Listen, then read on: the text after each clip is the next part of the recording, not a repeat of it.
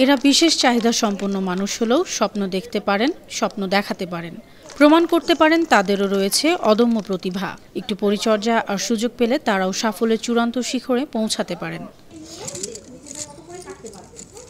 এমন কিছু বিশেষ চাহিদা সম্পন্ন কিশোর কিশোরী আর তরুণ তরুণীদের দক্ষ জনশক্তিতে রূপান্তর করতে দীর্ঘ 15 বছর ধরে কাজ করছে ইন্সপিরেশন ওয়েলফেয়ার সোসাইটি। সেই ধারাবাহিকতায় এসএমই ফাউন্ডেশনের সহযোগিতায় একদল বিশেষ চাহিদা সম্পন্ন কিশোর কিশোরী, তরুণ তরুণী ও তাদের মায়েদের সমন্বয়ে জুয়েলারি তৈরির প্রশিক্ষণ কর্মশালার আয়োজন করেছে সংস্থাটি। সকালে রাজধানী তেজগাঁওয়ের বেঙ্গল স্কয়ারে সপ্তাহব্যাপী এ কর্মশালার উদ্বোধন করা হয়।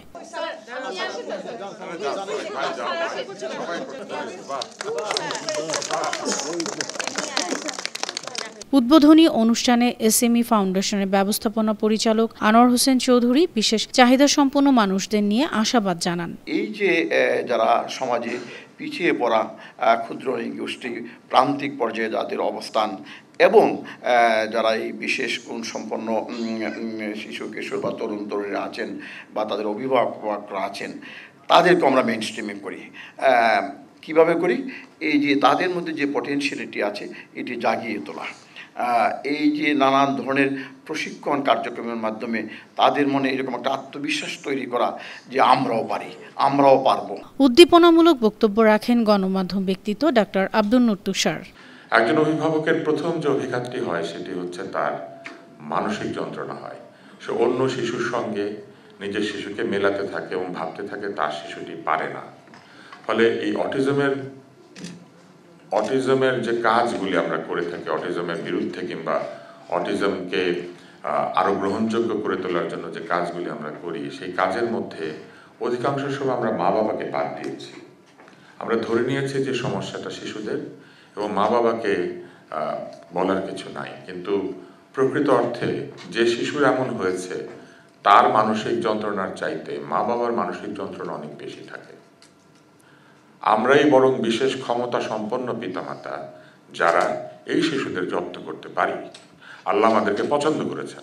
এ সময় তাদের নিয়ে ভবিষ্যৎ পরিকল্পনা তুলে ধরেন ইন্সপিরেশন ওয়েলফেয়ার সোসাইটির সাধারণ সম্পাদক সৈয়দা মুনিরা ইসলাম। আমি বলতে চাই যে আজকের এই আয়োজনটা কেন, মানে আজকের দিনটা আমার জন্য অনেক অনেক আনন্দের, অনেক অনেক পাওয়ার।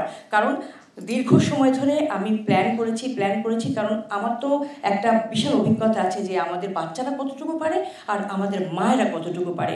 আমাদের বাচ্চাদের জন্য আমাদের মায়েরা কতটা স্যাক্রিফাইস করে, কতটা কম্প্রোমাইজ করে, আর আমাদের মায়ের সক্ষমতা জায়গাটা কত বড়। তো সেই জায়গাটাকে যদি কাজে লাগিয়ে বাচ্চাকে মায়ের সাথে রেখে একসাথে এমন কিছু একটা করা যায়, প্রশিক্ষণ দেওয়া যায় যাতে তারা দুজনেই উপার্জনক্ষম হয়, স্বনির্ভর হয়, তবে কিন্তু বিশাল একটা কাজ হবে। সেখানে আমার বাচ্চার সম্মান যেরকম বাড়বে তেমনই বাড়বে হচ্ছে আমার সেই মায়ের সম্মান। এমন প্রশিক্ষণ কর্মশালা আরও বাড়ানোর অনুরোধ জানান অভিভাবকরা।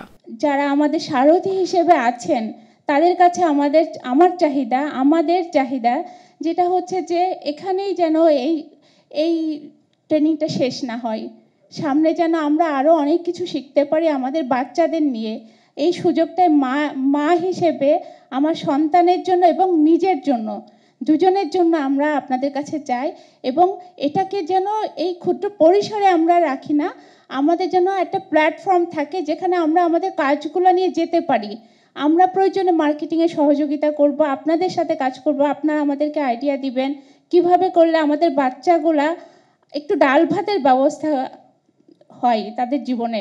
7 দিনব্যাপী এ কর্মশালায় বিশেষ চাহিদা সম্পন্ন মানুষের পণ্য বিক্রিতে সহযোগিতা করবে এসএমই ফাউন্ডেশন। এই যে এইটা কাপড়টা আমরা নিব, নেওয়ার পরে হচ্ছে নিউজ ডেস্ক, 52 টিভি।